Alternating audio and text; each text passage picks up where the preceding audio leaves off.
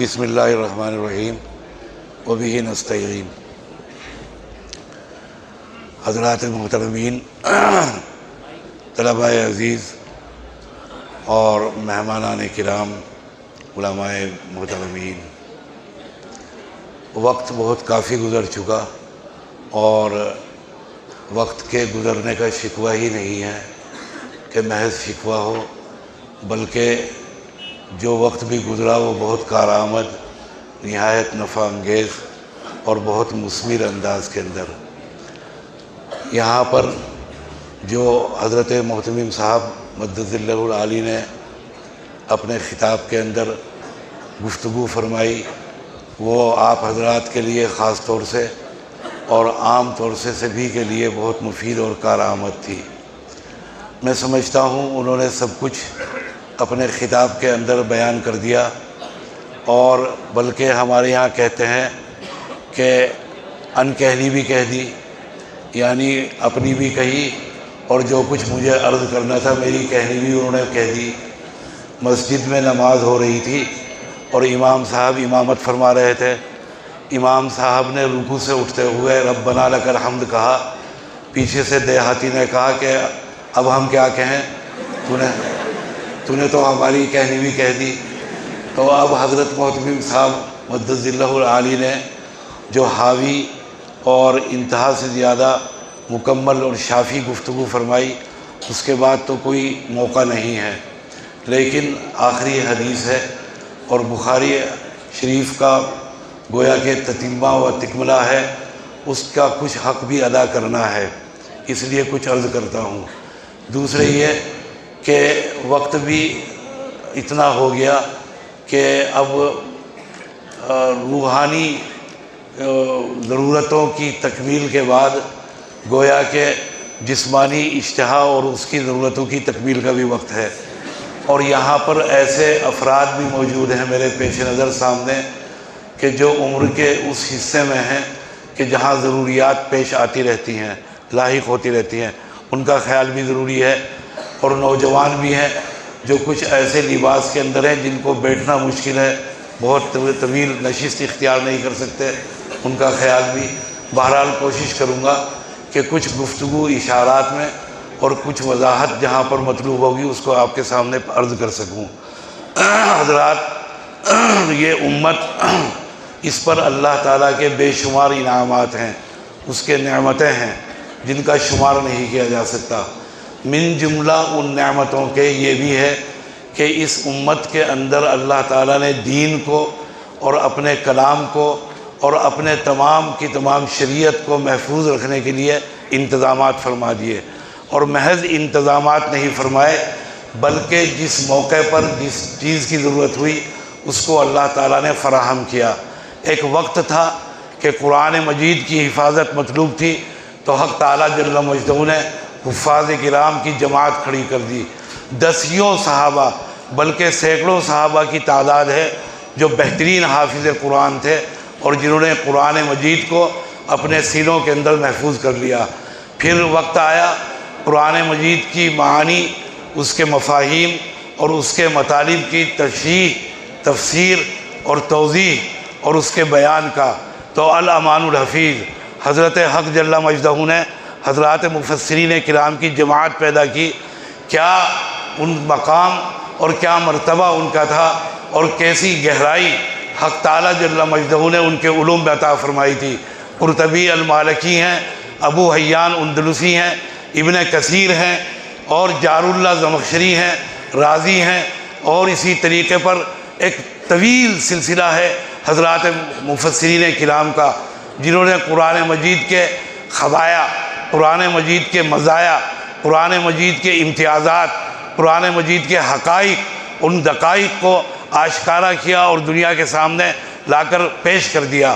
پھر اس کے بعد حضرات اہل حق کھڑے ہوئے، یعنی حضرات محدثین جن کی جماعت نے حدیث کو محفوظ کیا، ان کے کارنامے آپ کے سامنے وقتاً و فوقتاً پیش آتے رہے، حضرات اساتذہ بیان کرتے رہے، ان کی کوششیں، ان کی مساعی اور ان کی جستجو اور ان کا اخلاص، ان کا تقوی، ان کا تقدس۔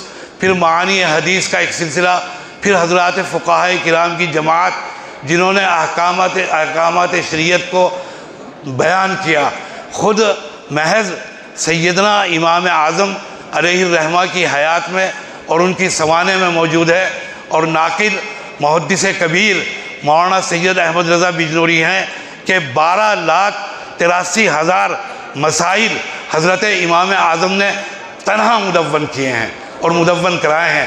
ایک جماعت فقہا کی قائم کر دی اور اس کو جماعت کو متعین کیا جو 40 بہترین فقہا اور حضرت کے تلامذہ پر مشتمل تھی۔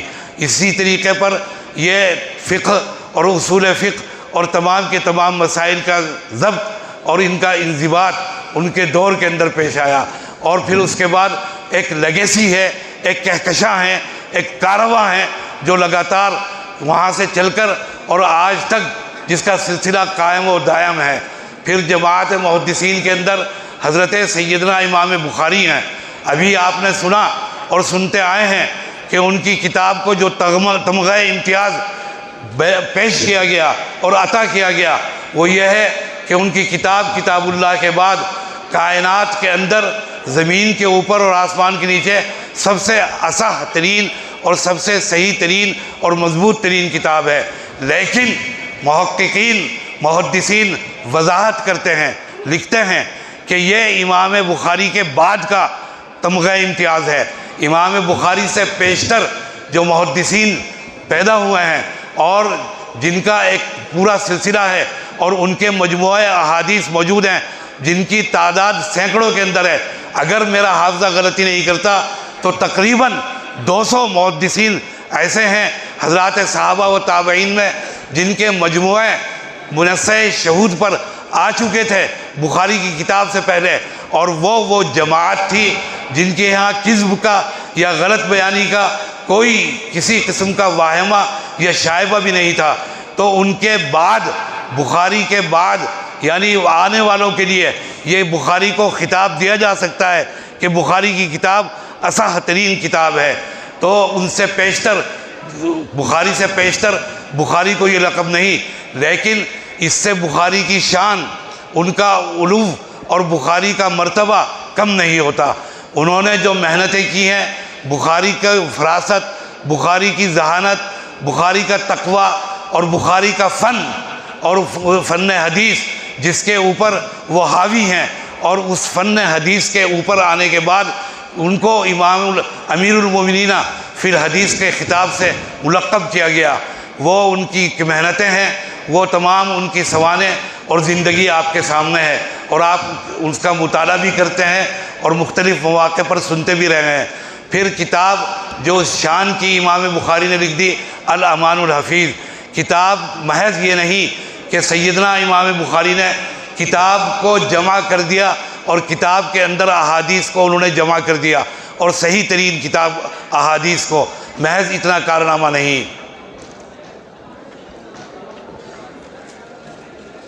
بلکہ امام کا کارنامہ شان ہے۔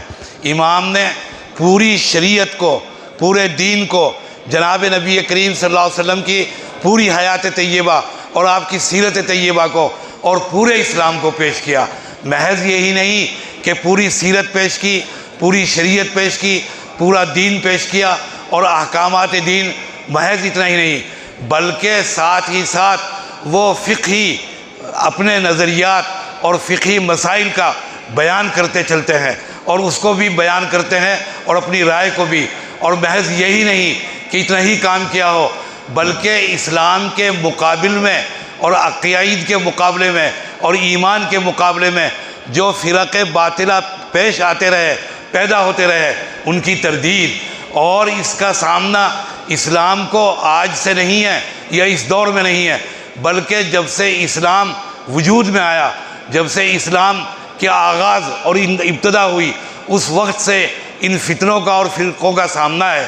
آپ نے مشہور شعر سنا ہوگا ڈاکٹر اقبال کا کہ نہ ستیزہ گاہے جہاں نہیں، نہ حریف پنجہ فگن نئے، وہی فطرت اسد اللہ، وہی مرحبی، وہی انتری، کہ نہ فتنہ گاہے جہاں نہیں ہے، نہ فتنے نئے ہیں، وہی فطرت اسد اللہ اور وہی مرحب اور انتری ہیں۔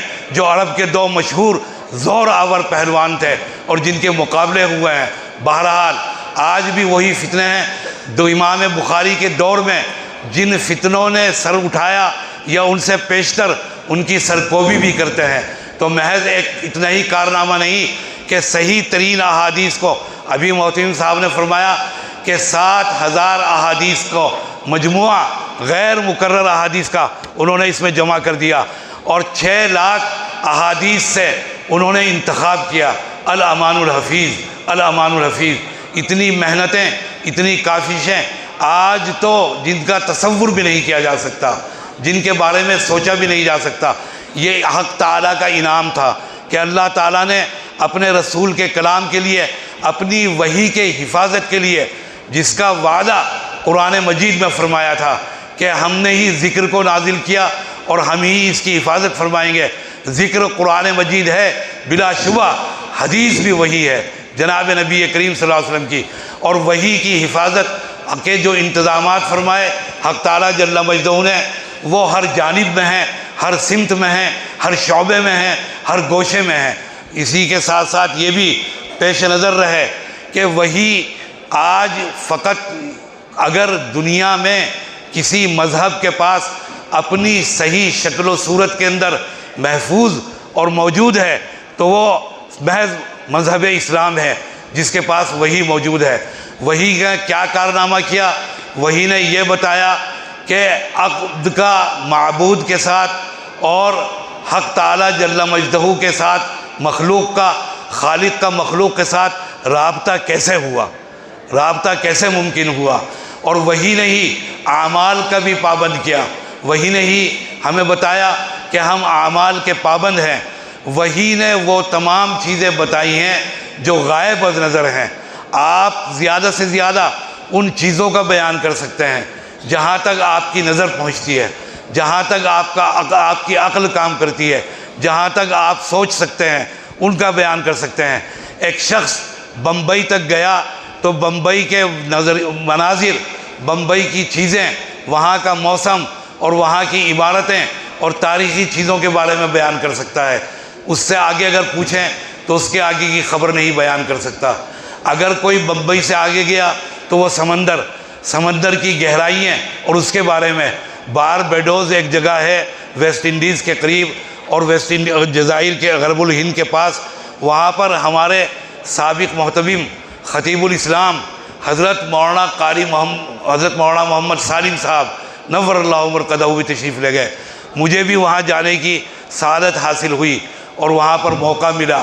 حضرت نے بھی اس سمندر کی گہرائیوں کا سفر کیا جس کی گہرائی کے اندر تقریباً 155 فٹ نیچے لے جاتے ہیں، جس کو سبمرین کہتے ہیں، اور ہمارے یہاں فارسی میں آبدوز اور اردو کے اندر پنڈبی، اس کے اندر سمندر کی سیر کراتے ہیں۔ 155 فٹ نیچے ہماری موجودہ دیوبند کی جامع مسجد کے مینار کی بلندی محض 55 فٹ ہے۔ وہ 155 فٹ سمندر کے نیچے لے جانے کے بعد سیر کراتے ہیں، اور وہاں پر وہ معاہدہ کرتے ہیں کہ اگر کوئی حادثہ پیش آ گیا اور جان ضائع ہو گئی تو ہم ذمہ دار نہیں ہیں۔ سمندر کی گہرائی سے واپس لانے کے بعد سرٹیفکیٹ دیتے ہیں کہ ہم نے سمندر کے اندر 155 فٹ گہرائی کا ہم نے معائنہ کیا، مشاہدہ کیا، سیر کی۔ مجھے بھی جانے کا اتفاق ہوا، اور اپنے والد مرحوم کے ساتھ جس وقت سمندر کے اندر گئے، ایک کائنات آباد ہے، ایک دنیا آباد ہے، پہاڑ ہیں، درخت ہیں، چٹانیں ہیں اور زمین ہے، اور جن جہازوں کو حادثات پیش آئے ان کے ملبے وہاں پر موجود ہیں، ٹوٹے پھوٹے جہاز، اور گھاس اگی ہوئی ہے بالکل تار کی طریقے پر، مچھلیوں کے غول ہیں ایک پوری۔ اب اگر کسی نے سمندر کا سفر نہیں کیا، کسی نے ان مقامات پر جانے کی موقع نہیں ملا، وہ کیا بیان کرے گا سمندر کی؟ ہم نے بھی وہاں تک بیان کیا سمندر کی گہرائی کو، 155 فٹ تک، ہزار فٹ سمندر کی گہرائی ہے، تاریکی ہے، اور پھر اس کے بعد زمین کے طبقات کے اندر آگ کا ایک باقاعدہ سلسلہ ہے جو آگ اور کرۂ نار کہلاتا ہے، جو زمین کے طبقات کے اندر ہے، اور پھر اندھیرا اور تاریکی۔ وہاں کی خبر کون دے گا؟ بعد از موت قبر کے اندر پیش آنے والے حالات اس کی خبر کون دے گا؟ جنت اور جہنم کے بارے میں کون بتائے گا؟ جنت کی نعمتیں، ان سب کی اطلاع وحی نے دی، ان سب کو بتایا وحی نے ہی ان سب کے اوپر واقف کرایا۔ یہ وحی جہاں عقل کام نہیں کر سکتی تو وہاں پر وحی رہنمائی کرتی ہے۔ چنانچہ اسی لیے آغاز میں سیدنا امام بخاری نے وحی سے اپنی کتاب کا آغاز کیا اور بتایا یہ بھی مقصد ہے کہ میں جو کچھ بیان کروں گا اپنی اس کتاب میں وہ وحی سے ہوگی، مستند اس کی سند وحی کی جانب، وحی سے وہ مستند ہوگی، اور جو کچھ بیان کیا جائے گا وہ سب وحی ہے۔ چنانچہ وحی سے انہوں نے اپنی کتاب کا آغاز کیا سیدنا امام بخاری نے۔ آخری باب ہے بخاری شریف کا، اور اس آخری باب کے اندر اعمال بنی آدم اور ان کے وزن کا ذکر ہے جو سمجھ میں نہیں آتے۔ میں نے عرض کیا ابھی آپ کو کہ عقل کی رہنمائی نہیں کرتی کہ اعمال کس طریقے پر تولے جائیں گے۔ اعمال کو کہہ دیا گیا کہ اعمال کا جسم نہیں ہے، اعمال کا کوئی آکار نہیں، کوئی ان کا پیکر نہیں، کوئی اس کا جسم نہیں، چنانچہ ان کو وزن کرنا یا ان کو تولنا ممکن نہیں ہے۔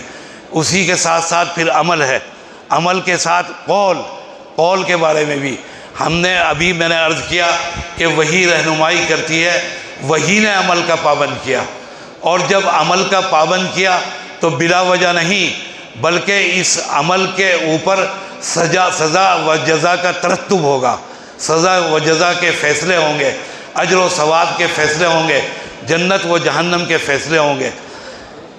اور اسی کے ساتھ ساتھ یہ بھی کہ عمل کے اوپر پابند کر دینے کے بعد وحی کے ذریعے اور سزا و جزا کے فیصلے، اور ان کے ساتھ ساتھ قول کا علیحدہ سے ذکر نہیں کہ اس کو علیحدہ سے ذکر کیا گیا ہو، کیونکہ قول بھی ایک عمل ہے، عمل کے ذیل میں آ گیا۔ اس کی بہت سی مثالیں دی حضرات اہل علم نے، حضرات محققین نے، کہ اعمال کا وزن کیسے ہوگا۔ اعمال وہ سب تقریریں آپ کے سامنے بیان ہو چکی ہیں، اور آپ کے سامنے حضرات اہل علم بیان کرتے رہتے ہیں، اور اب تو دنیا کے ہر گوشے میں ختم بخاری کے موقع پر اجتماعات منعقد ہوتے ہیں، وہاں پر یہ تمام بیانات آپ کے گوش گزار ہوتے رہتے ہیں۔ اصل چیز یہ ہے کہ وزن اعمال کے کرنے کی ضرورت کیا پیش آئی؟ کیا خدا تعالیٰ جانتے نہیں انسانوں کے اعمال اور ان کی کیفیات کو یا ان کی مقدار کو؟ وہ تو علیم ہیں، وہ تو علام ہیں۔ جب وہ علیم ہیں، علام ہیں، علیم بذات الصدور ہے، اس سے آگے بڑھ کر کہا جائے کہ دلوں کے بھید اور رازوں کے اوپر واقف ہیں۔ یہ اشکال یہی نہیں اور بہت سی جگہ پر پیش آ سکتا ہے کہ جب خدا تعالیٰ علیم و علام ہیں تو بندوں کے عمل کے وزن کرنے کی ضرورت کیا ہے؟ کیا ضرورت پیش آئے گی کہ اعمال کا وزن کیا جائے گا؟ یہ اشکال جیسا کہ میں نے کہا بہت سی جگہ پر پیش آ سکتا ہے، خاص طور سے عصر کی اور فجر کی نماز کے اوقات کے وقت جب فرشتوں کی اور ملائکہ کی ڈیوٹی تبدیل ہوتی ہے اور خدا تعالیٰ کے دربار میں پہنچتے ہیں، دریافت کرتے ہیں بندے کو کس حال میں چھوڑا، تو وہاں پر حضرات ملائکہ اطلاع دیتے ہیں کہ آپ کے بندوں کو اس حال میں چھوڑا۔ یا معصوم کی موت کے وقت، جس وقت معصوم کی موت پیش آتی ہے اور اس کی روح نکال کر ملک الموت یعنی اسرائیل، یاد رکھیے قرآن مجید میں یا صحیح احادیث میں اسرائیل کا نام نہیں، ہاں آثار کے اندر اسرائیل کے نام سے اس فرشتے کا نام موجود ہے۔ قرآن مجید ملک الموت کے نام سے خطاب کرتا ہے۔ جب کسی معصوم کی جان اور روح قبض کر کے ملک الموت پہنچتا ہے خدا تعالیٰ کی دربار میں، اس وقت دریافت کرتے ہیں کہ جب تم نے روح نکالی تو ماں باپ کی زبان پر کیا تھا؟ کیا خدا تعالیٰ نہیں جانتے ماں باپ کی تڑپ، ان کی بے قراری، ان کی بے چینی اور ان کی بے بسی و بے کسی کو؟ تو اللہ تعالیٰ دریافت کرتے ہیں کس حال میں چھوڑا، جانتے ہیں کس حال میں، فرشتوں سے، اس لیے کہ صبر کی اہمیت اور اس کے اجر کو بیان کرنے کے لیے اور اس کے صبر کے اجر کی اہمیت کے اظہار کے لیے یہ مقاصد اور یہ حکمت ہے۔ تو اللہ تعالیٰ تو علیم ہے، اگر خدا تعالیٰ اعمال کے اوپر فیصلہ فرما دیں تو کہیں وہ بات نہ ہو جو غالب کے لہجے میں ہے۔ غالب نے کہا، اردو کے شاعر نے، کہ پکڑے جاتے ہیں فرشتوں کے لکھے پر ناحق، آدمی کوئی ہمارا دم تحریر بھی تھا۔ یعنی جس وقت حق تعالیٰ آدم کی تخلیق فرما رہے تھے اور فرمایا کہ میں آدم کو خلیفہ بنانے جا رہا ہوں، تو فرمایا تھا، حضرات ملائکہ نے عرض کیا کہ آپ زمین پر ایسی مخلوق پیدا کر رہے ہیں جو زمین پر خون ریزی کرے گی، فساد برپا کرے گی۔ آپ کو اگر تسبیح و تحمید آپ کو مطلوب ہے تو ہم اس کے لیے کافی ہیں۔ نحن نسبح و نقدس لک، قرآن مجید میں ہے۔ انہی فرشتوں کو بندوں کے اعمال کے ضبط کرنے کے لیے اللہ تعالیٰ نے متعین فرما دیا، اعمال کو لکھنے کے لیے۔ انہی کے لکھے پر انسانوں کے فیصلے ہوں گے اور ان کے اعمال کا فیصلہ ہوگا۔ اسی کو غالب نے طنزاً کہا کہ پکڑے جاتے ہیں فرشتوں کے لکھے پر ناحق، کہ فرشتوں کے لکھے ہوئے پر ہمیں پکڑا جائے گا۔ یہ تو وہی ہیں جنہوں نے ازل میں ہماری تخلیق پر اعتراض کیا تھا، ہماری پیدائش پر اعتراض کیا تھا۔ یہ تو ہمارے ازلی دشمن ہیں۔ آدمی کوئی ہمارا دم تحریر بھی تھا۔ جب یہ لکھ رہے تھے تو انسانی اولاد آدم میں سے یا جن سے انسان آدم میں سے کوئی تھا بطور گواہ جو یہ فیصلہ کر سکے کہ ان کا لکھا ہوا درست تھا یا درست نہیں تھا۔ اس لیے وزن اعمال فرمائیں گے، عدل کے اظہار کے لیے، اظہار عدل کا موقع ہے، انصاف کا موقع ہے، چنانچہ کسی کے دل میں کوئی شبہ نہ رہے۔ بہت سے طریقے ہو سکتے تھے وزن کے علاوہ، اور بہت سے طریقے تمام حضرات محدثین نے لکھے کہ یہ ہو سکتا تھا، پھر اس کے اندر کمی۔ وزن ہی وہ واحد چیز ہے جس کے لیے جو اس کو ہر ایک کے لیے قابل قبول ہوگا، تو اعمال کا وزن فرمائیں گے۔ اسی کو امام بخاری نے فرمایا وَإِنَّ أَعْمَالَ بَنِي آدم وَقَوْلَهُمْ يُوزَن، کہ اللہ تعالیٰ اعمال بنی آدم اور ان کے اقوال کو اللہ تعالیٰ وزن فرمائیں گے تاکہ ان پر سزا و جزا کا ترتب ہو سکے۔ پھر اس کے ساتھ ساتھ ارشاد فرمایا کہ نضع الموازین القسط لیوم القیامہ، کہ ہم انصاف کے لیے، عدل کے لیے ترازو قائم کریں گے۔ اس ترازو میں وزن ہوگا اعمال کا، اعمال بنی آدم کا۔ پھر ارشاد فرمایا، جناب نبی کریم صلی اللہ علیہ وسلم کی حدیث ہے، میں وقت کی تنگی کے باعث اشارتاً اور ذرا کنایتاً اپنی گفتگو کو اختصار کے ساتھ ختم کرنے کی طرف جاتا ہوں۔ ارشاد فرمایا، جناب نبی کریم صلی اللہ علیہ وسلم کی حدیث ہے جو آپ کے سامنے ابھی تلاوت کی گئی، جس میں بیان کیا نبی کریم صلی اللہ علیہ وسلم نے کلمتان حبیبتان، گفتگو کی ہے ہمارے حضرات اکابر دیوبند نے۔ اکابر دیوبند کیا کہنے، الامان الحفیظ، سبحان اللہ۔ ایک جو وہ کہکشاں ہیں، وہ جو کاروان علم ہیں، اس کی انتہا اکابر دیوبند پر ہے، سبحان اللہ۔ ابھی حال ہی میں حضرت مولانا بدر الحسن صاحب دربنگوی، سابق رئیس الداعی مجلہ الداعی دارالعلوم دیوبند کے، اور اس وقت موجود کویت میں ہیں، حضرت مولانا رشید احمد صاحب گنگوہی، قطب عالم سے متعلق، حضرت قطب عالم کے متعلق علامہ کشمیری نے فرمایا کہ فقیہ النفس ہیں، اور فرمایا کہ پچھلے گزشتہ 300 سال سے تفقہ مفقود ہے، اور وہ فقیہ النفس ہر ایک کسی کو نہیں کہتے، بلکہ ابن عابدین علامہ شامی کے اوپر ترجیح دیتے ہیں حضرت گنگوہی کو، قطب عالم حضرت مولانا رشید احمد گنگوہی کو۔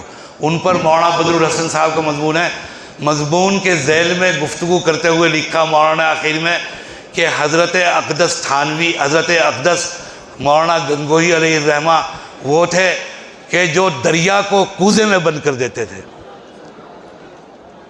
کیا تھے بھائی؟ دریا کو کوزے میں بند کرتے تھے۔ اور دوسرا جملہ یہ لکھا کہ اور حجت الاسلام حضرت مولانا محمد قاسم نانوتوی کی ذات گرامی، اور ان کی شخصیت وہ تھی جو کوزے سے دریا برآمد کر لیتی تھی۔ دونوں اپنے فن کے کمال میں اور عروج پر ہیں، انتہا پر ہیں، ذروۂ اولیاء کے اوپر ہیں۔ سمندر کو یہ پیالے کے اندر بند کر دینا کوئی معمولی کام ہے؟ یہ انتہائی حاوی، انتہائی ماہر، انتہائی قادر شخص کا کام ہے کہ سمندر کو بلند کر دے، علوم کو سمیٹ کر ایک جملے کے اندر پیش کر دے، انتہا سے زیادہ۔ پھر ایک جملے سے حضرت اقدس تھانوی مولانا نانوتوی نور اللہ مرقدہ حجت الاسلام نے آب حیات لکھی ہے اردو زبان کے اندر، محض ایک آیت قرآن مجید کی، النبی اولا بالمؤمنین من انفسہم۔ تصور کیجئے، خیال کیجئے کہ ایک آیت پر پوری ایک کتاب تصنیف کر دی۔ یہ ہے کوزے سے دریا برآمد کرنا، پیالی سے سمندر کو پیدا کر دینا یہ ہے۔ اور میرا گمان ہے اور اہل علم نے لکھا ہے کہ پوری آیت پہ نہیں بلکہ آیت کے محض ایک جملے پر، ایک لفظ پر جس میں ہے النبی اولا بالمؤمنین من انفسہم، لفظ اولا پر حضرت نے پوری اپنی تحقیقات کی بنیاد رکھ دی اور کتاب تصنیف فرما دی۔ یہ ہیں میرے اکابر، اولئک آبائی فجینی بمثلہم الامان الحفیظ۔ اور روحانیات کے سلسلے میں کس مقام پر تھے اس کا تو کیا بیان کروں۔ حضرت اجازت ہے؟ وقت کی اجازت۔ گنگو میں حضرت گنگوہی کی خانقاہ بھی چلتی ہے، مدرسہ بھی قائم ہے اور اس کے ساتھ ساتھ خانقاہ بھی حضرت کی قائم ہے۔ خانقاہ کے اندر سالکین اور وہاں پر متوسلین موجود، مدرسے کے اندر طلبہ کا وہ نظام نہیں تھا جو آج آپ کے مدارس کے اندر انتظام ہے۔ آپ کے مدارس، ہمارے یہاں کے مدارس کیا ہیں؟ گجرات کے ذرا مدارس ملاحظہ فرمائیے، اللہ اکبر اللہ اکبر۔ طلبہ کے لیے بہترین انتظامات کیے گئے، اسٹیل کے بیڈ ہیں ان کے لیے، گدے ان کے لیے ہیں، ناشتے کے انتظامات ہیں ان کے لیے، بہترین رہائش کے اور آسائش کے اور زندگی گزارنے کے بہترین تمام سہولیات فراہم۔ ان کو ہر چیز سے فارغ کرنے کے بعد محض اس کام پر کہ علم دین کے حصول کے لیے فارغ کر دیا ان کو۔ لیکن تقریباً 75 سال پہلے اور 100 سال پہلے مطبخ کا مروج رائج نظام رائج نہیں تھا جو آج ہمارے درمیان مروج ہے۔ گھروں پر کھانا متعین تھا تو حضرت کے خادم طالب علم وہ بھی محلے کے گھر کے اندر کھانا لینے کے لیے جاتا تھا، کھانا لینے کے لیے 2 وقت جاتا، جانے کے بعد وہاں پر دستک دیتا، اندر سے کوئی آتی اور اس کا کھانا اس کو دیتی، کھانا لے کر آ جاتا۔ طالب علم جاتا رہا یہاں تک کہ 2 سال کے عرصے میں اس گھر کی بچی سے رابطہ ہو گیا، جو کھانا لے کر آتی اور کھانا لے کر دیتی، اس طالب علم سے جو حضرت کا خادم بھی تھا اس سے رابطہ ہو گیا۔ آج کا اگر دور، یعنی رابطہ ہوا کس درجے میں، آج کا دور ہوا تو تمام مراحل طے ہو جاتے، 2.5 سال میں تمام مراحل مکمل ہو جاتے۔ رابطہ اس درجے میں ہوا کہ ملاقات کا وقت طے ہوا، سلام کلام ہوئی، ملاقات کا وقت طے ہوا، ٹائم طے ہوا اور وقت طے ہو گیا۔ یہ طالب علم رات کو حضرت کی خدمت کرتا، حضرت کے سر میں تیل لگاتا، حضرت کی ٹانگیں دباتا اور حضرت کا بستر بچھاتا، حضرت کو آرام کر کے کرنے کے لیے لٹا دیا کرتا تھا خانقاہ کے اندر۔ اور خود برابر میں اس طالب علم کا خادم کا بھی چارپائی ہوتی تھی۔ چنانچہ جس روز ملاقات کا ٹائم اور وقت طے تھا، اس بچی سے گھر کی یہ چلا بے قرار بے چین شام سے کہ جلدی سے حضرت کو کھانا کھلاؤں، حضرت کو لٹاؤں سلاؤں۔ ملاقات کی بے چینی اور عجلت، تمام امور انجام دے کر حضرت کو سلا کر چلا ہے۔ ادھر سے وہ لڑکی بھی چلی ہے اپنے گھر سے اپنے والدین کو سلا کر۔ نصف شب کے بعد جب وہ گھر سے چلی، یہ خانقاہ سے نکلا، ابھی راستے میں آ گئی تھے، اچانک صاف شفاف آسمان پر بادل آئے ہیں، گرجے ہیں، بجلی کڑکی ہے۔ یہ تو راستے سے بھاگا کہ حضرت باہر سو رہے ہیں، گرمی کا زمانہ ہے، اٹھ جائیں گے، چارپائی میری خالی دیکھیں گے، سوال کریں گے کہ کہاں تھا، دریافت کریں گے، راز کھل جائے گا۔ لڑکی گھر کی طرف بھاگی کہ والدین صحن میں سو رہے ہیں، کمروں میں سونے کا رواج نہیں تھا، باہر سوتے تھے۔ آنکھ کھل جائے گی جب میری چارپائی خالی دیکھیں گے اور دروازہ کھلا ہوا تو ان کو شبہ ہوگا، وہ گھر کی طرف بھاگی۔ جب یہ طالب علم آیا، سنانے کی بات یہ تھی، تو حضرت اقدس گنگوہی چارپائی کے پٹی پر بیٹھے ہوئے اس طرح ہل رہے تھے آنکھیں بند کر کے، اور فرمایا اس کے آنے پر کہ آئندہ ایسی غلطی مت کرنا، آج بڑی مشکل سے تمہیں بچایا ہے۔ اولئک آبائی فجینی بمثلہم، کہ آئندہ ایسی غلطی مت کرنا، آئندہ بڑی مشکل سے آج تمہیں بچایا ہے۔ علوم کے اندر جو ان کو امتیاز اور جو شان اللہ تعالیٰ نے عطا فرمائی تھی، میں اس کا کیا بیان کروں آپ کے سامنے۔ چنانچہ انہوں نے بھی گفتگو کی ہے۔ حدیث کے اندر جناب نبی کریم صلی اللہ علیہ وسلم کا ارشاد گرامی، آپ نے فرمایا، حضرت ابو ہریرہ رضی اللہ تعالیٰ عنہ فرماتے ہیں کہ کلمتان حبیبتان، کہ جو دو کلمے اللہ تعالیٰ کو بہت پسند ہیں۔ بھائی سارا وزن، ساری بات، ساری جان اور تمام کی تمام دنیا کی چیزیں گھوم رہی ہیں کلام کے اوپر۔ فارسی والوں کا مشہور مقولہ ہے قول مرداں جان دارد، کہ مردوں کی بات میں وزن ہوتا ہے، مردوں کی بات جان رکھتی ہے۔ اگر قدیم دور میں زبان دے دیا کرتے تھے کسی کو، کسی سے وعدہ کرتے تھے تو وہ وعدہ پورا کرتے تھے۔ اسی لیے داغ نے کہا کہ زبان دے عدو کو کہ یہ وہ شے ہے تیرے دہن میں رہے یا میرے دہن میں رہے۔ محبوب سے کہا کہ کسی سے وعدہ مت کرنا، کسی سے، یہ وہ شے ہے انتہا سے زیادہ نازک اور باوقار کہ یا تیرے دہن میں رہے جب تک دہن میں رہی۔ اور یہی وجہ ہے کہ جناب سرور کائنات صلی اللہ علیہ وسلم نے پابندی عائد کی ہے زبان کے اوپر۔ آپ نے پہرے بٹھائے ہیں، آپ نے زبردست قسم کے قیودات لگا دی زبان کے اوپر اور پابندی کی ہے۔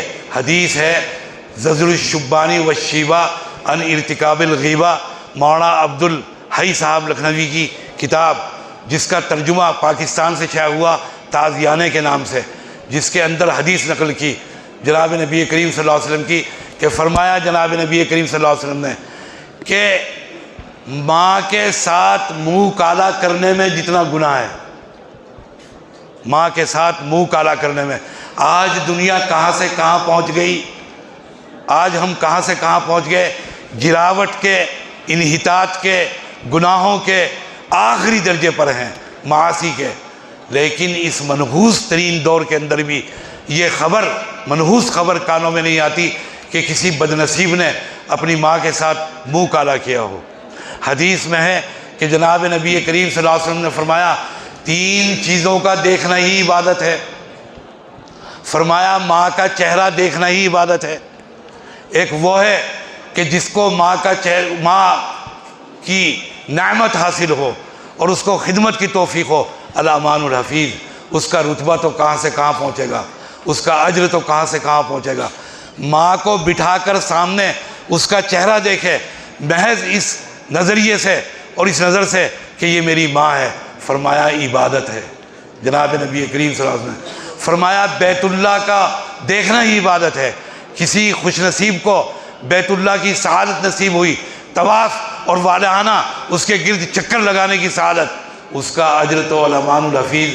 کوئی صحن کعبہ میں بیٹھ کر بیت اللہ کو دیکھے کہ یہ میرے رب کا گھر ہے، عبادت ہے، فرمایا نبی کریم صلی اللہ علیہ وسلم۔ قرآن مجید کی تلاوت کا جو اجر ہے آپ کو معلوم ہے، اگر کسی خوش نصیب کو تلاوت کی توفیق ہوتی ہے ایک ایک حرف پر 10 نیکیاں، لیکن فرمایا نبی کریم صلی اللہ علیہ وسلم نے کہ اگر کوئی قرآن مجید کو سامنے رکھ کر محض اس نظر سے دیکھے کہ یہ میرے رب کا کلام ہے، عبادت ہے۔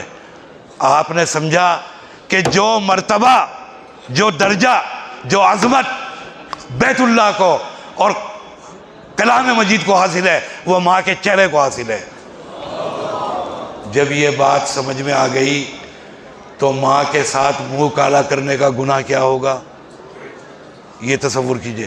فرمایا ماں کے ساتھ منہ کالا کرنے میں جتنا گناہ ہے اس سے 26 درجہ زائد گناہ سود کھانے میں ہے۔ پھر فرمایا جتنا گناہ سود کھانے میں ہے اس سے 26 درجہ زائد گناہ غیبت کرنے میں ہے۔ پابندی عائد کر دی آپ نے زبان کے اوپر۔ حدیث میں ہے کہ آپ کاشانہ اقدس کے اندر موجود ہیں، اچانک ایک انصار کی خاتون آئیں، عائشہ رضی اللہ تعالیٰ عنہ کے کاشانے میں پیغمبر بھی تشریف فرما ہیں، آنے والی قصیر القامت ہیں، چھوٹے قد کی ہیں، ناٹے قد کی۔ آنے کے بعد انہوں نے پیغمبر سے مسئلہ دریافت کیا، مسئلہ دریافت کر کے واپس ہوئی تو حضرت عائشہ نے عام طور سے خواتین کی عادت جب وہ واپس جا رہی تو عرض کیا ایسے جا رہی یا رسول اللہ؟ حدیث میں ہے کہ آپ کے چہرے کا رنگ بدل گیا۔ عائشہ اور ان کے والد گرامی مزاج دان نبوت ہیں، مزاج دان نبوت۔ آپ صلی اللہ علیہ وسلم اوپر کا سانس لیتے ہیں تو عائشہ اور ابو بکر سمجھ جاتے ہیں کہ آپ کی خواہش اور آرزو کیا ہے۔ آپ باہر کا سانس لیتے ہیں تو یہ سمجھ جاتے ہیں کہ آپ کی خواہش اور آرزو کیا ہے۔ ایک دم سمجھ گئی، فرمایا عرض کیا یا رسول اللہ میرے ماں باپ قربان، کیا بات ہوئی؟ فرمایا عائشہ تو نے ایسا کلمہ کہا کہ اگر سمندر میں ڈال دوں تو سمندر کا رنگ کالا ہو جائے۔ عرض کیا یا رسول اللہ میں نے کیا کہا؟ میں نے تو کچھ بھی نہیں کہا، میں نے تو وہ بات کہی جو ان کے اندر موجود تھی، میں نے تو وہ چیز بیان کی، وہ عیب جو ان کے اندر موجود تھا، میں نے کوئی الزام نہیں لگایا، کوئی تہمت نہیں لگائی، حقیقت میں وہ ناٹے قد کی ہیں، چھوٹے قد کی، میں نے اسی کو۔ فرمایا عائشہ کسی کے عدم موجودگی میں ایسی بات کہنا کہ اس کے سامنے اگر کہی جاتی تو ناگوار گزرتی، اس کو اسی کا نام غیبت ہے۔ اور اگر کسی کے بارے میں ایسی بات کہی جائے جو اس کے اندر موجود ہی نہیں، یہ تو تہمت ہے، یہ تو اتہام ہے، اس کا عذاب تو اس سے کہیں زیادہ ہے۔ زبان پر پابندی عائد کیا آپ نے کلام کی وجہ سے، کلام کا وزن ہے۔ بھائی ابھی آپ کے سامنے نکاح ہوئے، اجنبی ہیں، ایک دوسرے کے لیے اجنبی، اگر اس نکاح کے قبلتو کر رہے تھے کھڑے ہوئے، اگر اس قبلتو سے پہلے اگر ذرا بھی کوئی ایسی غیر شعوری طور پر ہی صحیح غیر معیاری غیر تہذیبی حرکت ہو جاتی، ماں باپ مارنے کے لیے دوڑتے، غیرت مند بھائی ماں باپ چڑھائی کر دیتے، غیرت مند اور حمیت والا محلہ ہوتا تو وہ چڑھائی کر دیتا، لیکن ایک کلمے کی طاقت کہ ایک لفظ قبلتو سے وہی ماں باپ، وہی بہن بھائی، وہی اعزاء، وہی اقارب، وہی رشتہ دار، وہی اہل محلہ، وہی اہل بستی اپنے ہاتھ سے اپنی بچی کو ایک اجنبی کے حوالے کر دیا۔ کلام کی طاقت۔ پھر یہ رشتہ کبھی 75 سال پر، کبھی 100 سال پر، کبھی 70 سال پر، کبھی 50 سال پر محیط، ایک لفظ زبان سے نکلا طلاق، تمام وہی پابندیاں قیودات لوٹ آئیں گی جو نکاح سے پہلے تھی، تمام وہی فرق اور فروق اور تمام وہی مفارقتیں۔ تو کلام کی طاقت، کلام کا وزن، اسی کو بیان فرمایا کلمتانی حبیبتان، دو کلمے ایسے ہیں کہ جو حق تعالیٰ جل مجدہ کو بہت پسند ہے۔ ایک صنعت ہے جناب نبی کریم صلی اللہ علیہ وسلم، تشویق، ترغیب، آپ شوق دلا رہے ہیں اس کلام کی جانب تاکہ تجسس پیدا ہو، طبیعتیں مائل ہو جائیں، جاننا چاہیں کہ کون سے وہ کلمے ہیں جو جناب رسالت مآب کے ذریعے ادا ہوں اور جو حق تعالیٰ جل مجدہ کے پسندیدہ ہیں۔ ہندوستان میں صدور آتے ہیں ملکوں کے، وزرائے اعظم آتے ہیں۔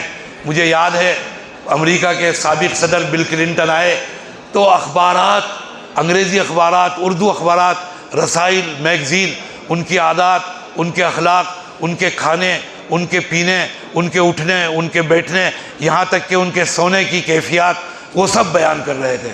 اور لوگ جاننا چاہتے تھے کہ صدر امریکہ کتنے جہازوں کے ساتھ آئے تھے، یہاں تک کہ اپنے طباخ بھی ساتھ لائے تھے۔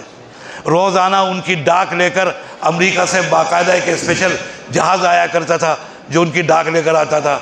کیا خیال ہے اس ذات کے بارے میں کہ جو شہنشاہیتیں عطا کرنے والا ہے، جو صدارتیں عطا کرنے والا ہے، جو وزارتیں عطا کرنے والا ہے، جس کے ایک اشارے میں وزارتیں سے محروم، صدارتوں سے محروم، بادشاہتوں اور تخت پاؤں کے نیچے سے نکال لے اور کھینچ لے ایک اشارے میں، اس کے کلام، پسندیدہ کلام کے بارے میں جاننا نہیں چاہیں گے، اس کا شوق نہیں ہوگا کہ ہمارے خالق کو، ہمارے آقا کو اس کا پسندیدہ کلام کیا ہے۔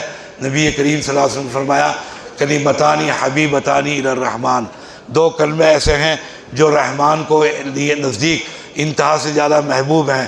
فرمایا خفیفتانی علی اللسان، زبان کے اوپر انتہا سے زیادہ ہلکے پھلکے ہیں، ایسا نہیں ہے کہ بہت ہی زیادہ ثقیل ہوں جن کی ادائیگی بھی انتہا سے زیادہ مشکل ہو۔